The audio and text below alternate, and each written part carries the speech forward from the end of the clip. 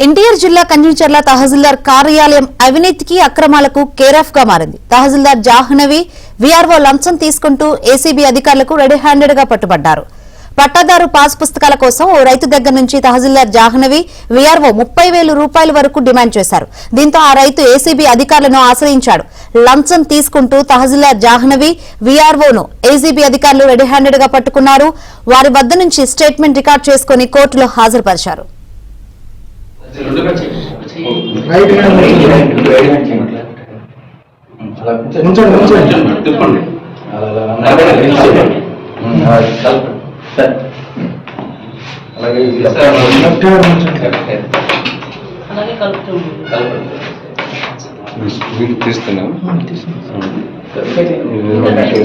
Video పడండి, మీరు వింటండి.